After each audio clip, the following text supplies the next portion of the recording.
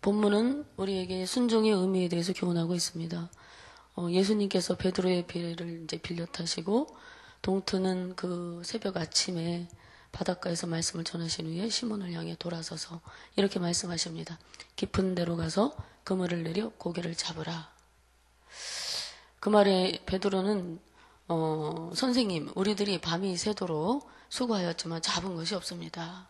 그렇지만 말씀에 의지하여 내가 그물을 내리겠습니다. 이제 그물을 내리라는 명령에 다소 조금 뼈 있는 한마디를 던졌지만 그는 곧바로 순종합니다. 내 생각은 아니지만 주님이 말씀하시니 한번 던져보겠습니다 라고 대답을 하고 있습니다. 어제 우리가 또 장례가 났습니다. 그래서 이제 충북 증평에 다녀왔어요. 다녀오고 이제 거기 장례식장에서 예배 드리고 돌아오는 길에 봄이 되면 뭐가 많이 나요? 나물이 많이 나잖아요. 그래서 이제 쑥하고 또 냉이를 또 캐고 싶어 하는 간절한 마음을 우리가 이제 알고 목사님이 오다가 이제 길가에서 가까운 곳에 들어가서 밭이 있어서 거기다 이제 내려드렸어요. 그래서 마음껏 가서 나무를 뜯으십시오. 그러더니 권사님들이 그 밭에 가서 우르르 몰려가지고 이제 뭐 그 장례식장에서 권사님들이 도구를 준비했어요. 뭐 꼬챙이도 어디 가서 뭐 하나 또 준비해 오시고 송곳 같은 것도 준비해 있어서 나무를 뜯을 만반의 준비를 하고 갔습니다. 그래서 이제 밭에다 내려드렸는데 하나도 뜯지를 못했어요. 쑥은 쏙쏙쏙 올라왔는데 냉이가 하나도 없는 거예요. 그래서 이제 빈손으로 들어왔어요. 베드로처럼, 빈배로 돌아온 베드로처럼 빈손으로 들어왔어요. 그래서 생각했어요. 아, 얕은 곳에 가니까, 길가하고 이렇게 가까운 곳에 가니까 나물이 없구나. 산속 깊은 곳에 가야 나물을 좀 뜯었을 텐데, 좀 아쉬운 마음으로 이제 돌아왔습니다. 근데 그렇게 나물 뜯는 그 모습을 지켜보는데 얼마나 이렇게 마음이 흐뭇한지 몰라요. 사랑스러웠어요. 우리 권사님들이. 그냥 허리를 굽히고 그걸 막 쑥을 뜯고 나물을 캐려고 막 찾아 돌아다니는 그 모습이 얼마나 소녀같이 그런 모습들이 보여서 너무 좀 아름다웠습니다. 오늘 이제 그 베드로의 순종의 의미를 한번 우리가 찾아보려고 합니다. 그의 순종의 의미는 무엇이었을까? 어떻게 베드로는 순종할 수 있었을까? 저는 이 말씀 보면서 그 베드로가 자신의 확신을 버릴 때 순종할 수 있었구나 이렇게 이제 생각을 해볼 수 있습니다. 밤이 새도록 고기를 잡았지만 한 마리의 고기도 얻지 못했다는 사실을 한번 상상해 보세요. 얼마나 마음이 낙심이 되었겠습니까? 분명히 시몬은 이제 더 이상 수고를 하더라도 아무 소용이 없다라는 사실을 확신하게 되었을 것입니다. 그래서 그는 고기잡이를 포기하고 배에서 나와 그물을 씻고 있었습니다. 이때 많은 무리들이 예수님을 따라 해변으로 나와서 예수님의 가르침을 들었고 어부인 시몬 베드로도 예수님의 말씀을 듣게 되었습니다. 어부로 잔배가 굵은 그였지만 고기잡이에 실패해서 맥없이 그물을 씻고 있다가 예수님의 말씀을 듣게 된 것입니다. 말씀을 들으면서 이분은 참 훌륭한 선생님이구나 라는 사실을 이제 분명히 그 마음 가운데 알게 되었지만 예수님의 명령은 터무니없다는 사실을 자기의 경험을 통해서 알고 있었을 것입니다. 그래서 다시 바다에 나가 그물을 던지는 것이 무익하다고 생각했을 거예요. 그래서 이렇게 말할 수도 있었겠죠. 선생님, 무슨 말씀입니까? 모르는 말씀 하시지 마십시오. 우리는 지금 너무 지쳤고 저것은 지금 고기가 없습니다. 우리가 밤새 허탕을 친 것입니다. 그러므로 그 말씀에 따를 수가 없습니다. 쓸데없는 일을 우리가 다시 할 필요가 뭐 있겠습니까? 라고 거부할 수도 있었을 텐데 베드로는 자신의 확신에 의지하지 아니하고 예수님의 말씀에 순종합니다. 고생하여 씻은 그물을 다시 실은 배를 타고 예수님의 지시대로 깊은 곳으로 가서 그물을 던졌습니다. 이 깊은 곳은 어디일까요? 깊은 곳은 바로 두려움의 장소입니다. 모험이 필요한 장소입니다. 그 당시에 갈릴리 바다는 갑자기 깊은 곳으로 가면 갑자기 예상치 않은 돌풍이 불어서 배가 파손되는 경우가 종종 있었다고 합니다. 그렇기 때문에 어부들에게는 이 갈릴리 바다 깊은 곳은 두려움의 장소요, 모험이 필요한 그러한 장소였던 것입니다. 그 두려움을 이기고 나갔던, 말씀에 의지해 나갔던 그 결과는 베드로의 확신, 즉 아무것도 잡을 수 없다는 확신을 깼습니다. 그리고 두려움을 이기게 했습니다. 그물의 코가 뜯어져 나갈 만큼 고기가 많이 잡혔습니다. 여기서 우리는 진정한 순종은 자신의 확신이나 경험을 초월하여 전적으로 예수님의 말씀에 순종하는 것이다 라는 것을 배우게 됩니다. 5절의 말씀해 보니까 베드로가 약간 뼈 있는 삐딱하게 한마디 하지만 절반의 순종으로 그가 나갑니다. 너무나 놀라운 일이 그의 눈앞에서 벌어졌습니다. 이러한 사실을 통하여 우리는 어떠한 상태에서 하나님께 나는 순종하고 있는가? 한번 질문을 던져 봐야 합니다. 성공의 가능성이 있기 때문에 순종하는가? 아니면 나의 형편이 이거는 좀 해도 되는, 할 수 있는 그런 것이 허락되기 때문에 순종을 하는가? 내가 아는 상식선만 하나님의 존재와 능력을 신뢰하고 있지는 않은가? 다수의 사람들이 이러한 상태에서 신앙생활을 하고 있습니다. 성경에 기록된 모든 내용을 신뢰하지 못하는 사람들이 있습니다. 이성 밖의 사건들을 보면 이것은 신하다, 설화에 불과하다, 어떻게 이런 일이 일어날 수 있는가라고 말합니다. 그러나 하나님의 놀라운 능력은 사람의 상상력을 초월하는 그런 일들이 많이 있습니다. 성경에 기록된 모든 말씀을 믿고 순종하면 우리도 우리의 삶 가운데 놀라운 능력을 경험하게 되는 것입니다. 예수님의 제자들도 순종으로 사람들의 병을 고치고 귀신을 쫓아내기도 했습니다. 사도 바울도 그가 쓰던 수건을 병든 곳에 올려놓기만 해도 고침을 받는 그런 역사가 일어났습니다. 그리고 구약 성경에는 엘리야를 통해서 사르밧 가부의 집에 밀가루와 그리고 기름이 떨어지지 않는 역사를 일으켜 주셨습니다. 그의 제자 엘리사는 순종하는 한 여인을 통하여 기름 한 병으로 방 안 가득 채워졌던 그 빈 그릇에 기름이 차고도 넘치는 역사를 일으켜 주셨습니다. 예수님은 빈들에서 보리떡 5개와 물고기 2마리로 5,000명이 먹고도 12강질이 남는 기적의 현장을 보여주셨습니다.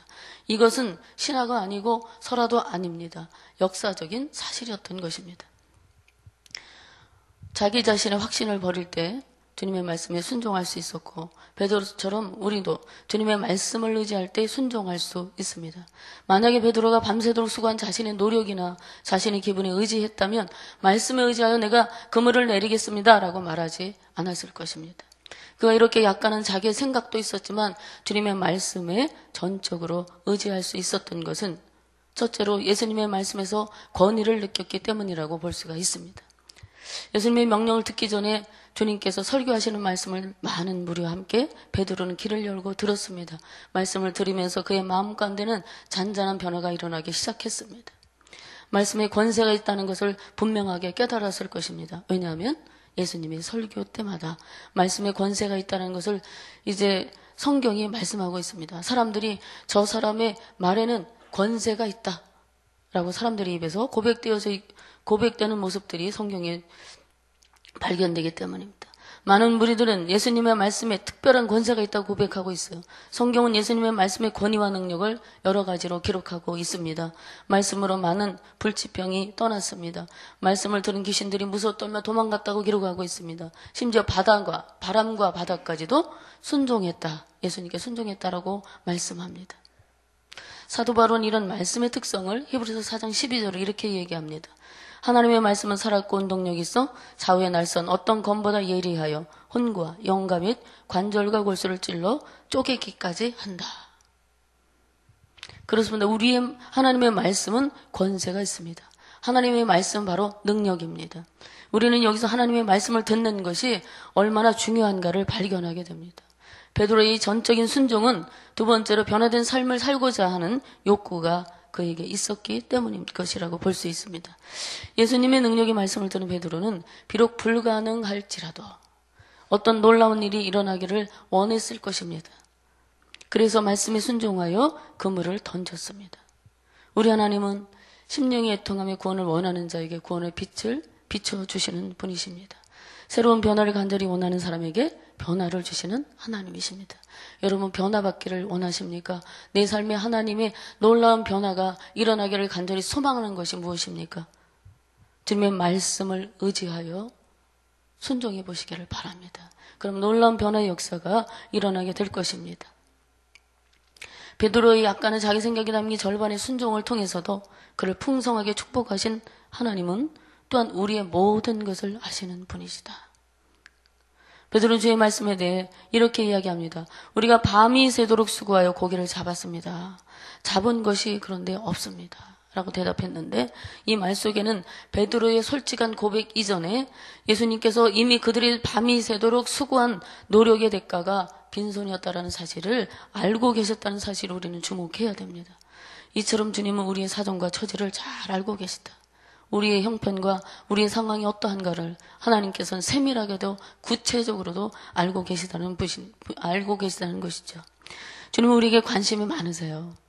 우리 한 사람 한 사람이 주님께서 지극한 관심을 갖고 계신 사랑의 대상이라는 사실을 기억하면 얼마나 감사한지 모릅니다.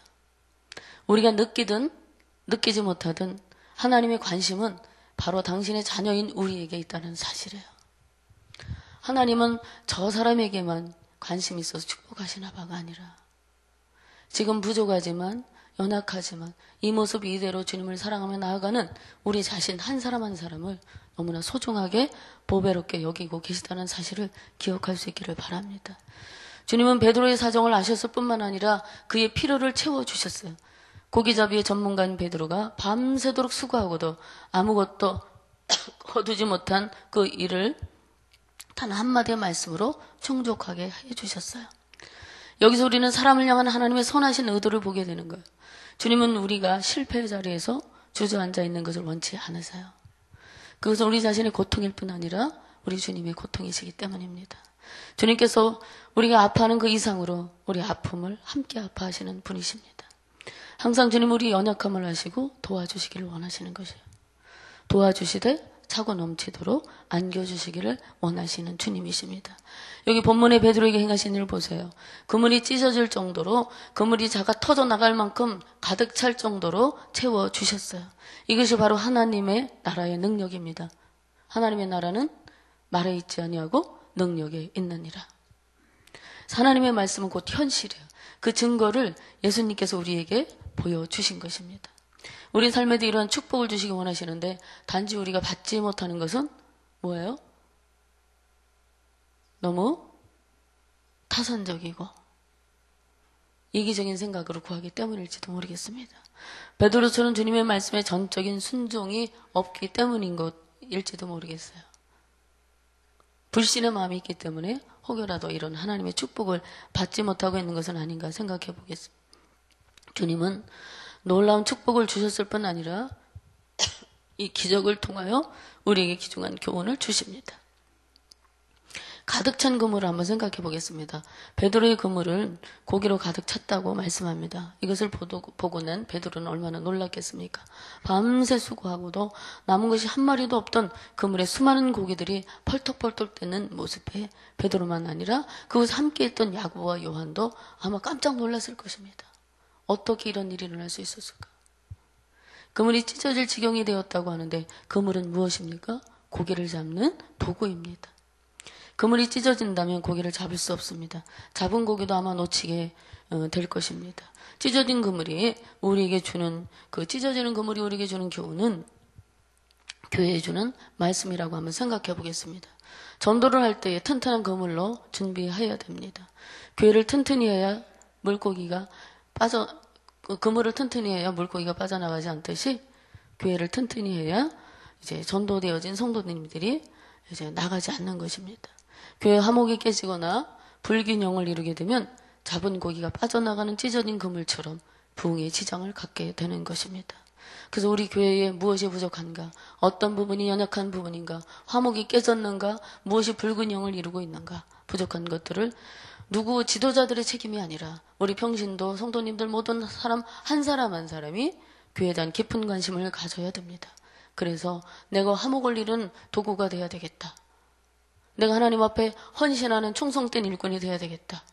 주의 종 목사님들을 위해서 죽도록 충성하며 기도해주는 좋은 일꾼이 돼야 되겠다. 마음가운데 결단하며 하나님의 몸된 교회에서 한 사람 한 사람이 하나님의 영광을 위해서 그렇게 믿음을 잘 지켜나갈 때 우리 교회는 부흥하게 될 것입니다. 베드로는 2배에 가득 찰 만큼의 많은 고기를 잡고 자기 배에 채울 만큼만 남겨놓고 어떻게 했어요? 나머지는 친구의 배를 불러 7절에 보니까 그 배에도 고기를 가득 채워줍니다. 세상에 우리가 소유하고 있는 모든 것은 물론 나의 노력과 수고가 있었어요. 그러나 근본적으로는 하나님으로부터 온 것이다라는 것입니다. 하나라도 낭비되어서는 안 됩니다. 주님의 뜻에 합당히 사용되어져야 됩니다. 교회도 마찬가지예요. 우리 교회만 많이 터져 나갈 만큼 부흥하고 성장하기를 바라는 것이 아니라 주님의 교회를 새롭게 세우고 나눠주고 함께하는 일들을 감당할 때에 하나님께서 우리 성락 공동체를 더욱더 귀하게 아름답게 사용해 주실 줄로 믿습니다. 절반의 순종이었지만 베드로를 향하신 하나님의 관심, 그리고 그를 부르시기 위한 하나님의 사랑의 계획 속에는 이렇게 세밀하고도 구체적인 뜻이 담겨 있었습니다. 업으로 평생을 바다에서 생명을 걸고 살아야 했던 그를 부르신 주님의 모습을 보면서 모든 상황이 주인이신 하나님이 여러분 한 사람 한 사람을 부르신 것도 주님의 자상하신 계획 속에서 이루어진 일이라는 사실을 믿음으로, 오늘도 나는 부족하지만, 비록 나는 자주 넘어지고 실패하지만, 내 생각, 내 경험을 내려놓지 못할 때도 있지만, 주님, 이제 그 모든 것들을, 내가 확신했던 모든 것들을 내려놓겠습니다. 그리고 말씀에 의지하여 그물을 내리는 순종을 주님 앞에 드리겠습니다라고 결단할 수 있는 은혜가 있기를 바랍니다. 주님께서 주시는 풍성한 은혜가 여러분의 삶에 가득하게 되어서 나누어주고 베풀어주는 축복이 있는 그런 복된 삶을 사시기를 바랍니다. 주님께 붙들려 사는 진정한 행복이 저와 여러분의 있기를 간절히 소망합니다. 오늘 하루도 평안의 은총을 누리시기를 바랍니다. 기도하겠습니다. 은혜가 충만하신 아버지 하나님 참 감사드립니다. 자기의 상식과 경험을 통한 확신을 의지하지 아니하고 베드로는 말씀하시는 주님을 신뢰하였을 때 놀라운 일을 경험하게 되었다고 이제 성경을 통해서 교훈을 받았습니다. 우리 생각은 다르지만 나의 경험이 확신이 있지만 그것이 우리 인생을 끌고 가지 아니하도록 도와주옵소서. 주님께서 말씀하실 때 전적인 순종으로 우리 자신을 모두 드릴 수 있는 그런 믿음을 주시옵소서. 말씀에 의지하여 주님의 뜻을 따라 살아가는 성락 공동체로 축복하여 주옵소서. 오늘도 우리의 이 모습 이대로 받으시고 우리를 부르신 뜻대로 사용해 주시옵소서. 사명 감당할 힘을 주시고 직장에서 인정받고 사업장이 든든하게 해주시고 자녀들의 삶의 문제를 형통하게 하여 주옵소서. 병들고 상한 영혼간을 강건하게 하시고 치료와 회복의 역사를 모든 성도들에게 허락하여 주옵소서. 오늘 저녁에 드려지는 수요예배를 성령께서 은혜로 인도해 주시고 하나님께서 영광 받으시는 축복된 예배 되게 해 주시옵소서. 감사드리며 예수님의 존귀하신 이름으로 기도 올려옵나이다. 아멘. 우리 공동기도문은 교육입니다. 10년, 20년, 아니 주님 재림하실 때까지 내다보며 다음 세대를 사랑으로 품고 세워가게 하옵소서.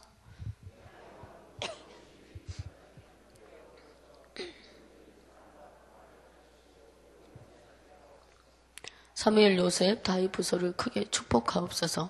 성령식을 특별히 힘차게 하옵소서. 다음 세대를 아끼며 기도와 섬김으로 길러내게 하옵소서. 교회와 사회의 미래를 말씀으로 열어가게 하옵소서. 아멘. 우리 주기도문 하시겠습니다. 하늘에 계신 우리 아버지, 아버지의 이름을 거룩하게 하시며 아버지의 나라가 오게 하시며 아버지의 뜻이 하늘에서와 같이 땅에서도 이루어지게 하소서. 오늘 우리에게 일용할 양식을 주시고 우리가 우리에게 잘못한 사람을 용서하여 준 것 같이 우리 죄를 용서하여 주시고 우리를 시험에 빠지지 않게 하시고 악에서 구하소서. 나라와 권능과 영광이 영원히 아버지의 것입니다. 아멘. 공동기도 제목 드리겠습니다. 지금 들은 말씀이 내 삶으로 이어지게 하옵소서. 각 교구마다 진행 예정인 VIP 초청주일 예배를 통해서 풍성하고 아름다운 열매가 있게 하소서. 말씀상 공동체 성락성결교회가 말씀에 든든히 서가는 교회 되게 하소서. 하나님의 임재와 현존이 있는 수요예배와 말씀 전하시는 지용 담임 목사님을 축복하소서. 전도 특공대의 전도 사역을 통해 전도의 열정과 부흥의 은혜가 일어나게 하소서. 꿈제 사순절을 축복하시고 강사이신 지영원 담임 목사님을 성령의 능력으로 강건하게 하소서. 다음 세대들의 학업, 취업, 직장, 결혼 등 진로의 문제들을 열어주시고 축복하소서. 오늘 발인 예배 장례 소식 드리겠습니다. 7교구의 우종숙 권사님, 모친 되시는 신기동 성도님께서 91세 일기로 소천하셨습니다. 오늘 입관이 있고요. 내일 발인 예배가 오전 10시에 있습니다. 빈소는 여기 안 나왔네요. 빈소는 충북 증평 대한 장례식장에 빈소가 마련되어 있습니다. 유족들에게 하나님의 깊은 위로하심이 함께 하시기를 여러분들 기도해 주시기를 바랍니다. 우리도 함께 공동의 기도 제목을 놓고 합심하여 기도하신 후 각자 기도하시고 삶의 자리로 돌아가도록 하겠습니다.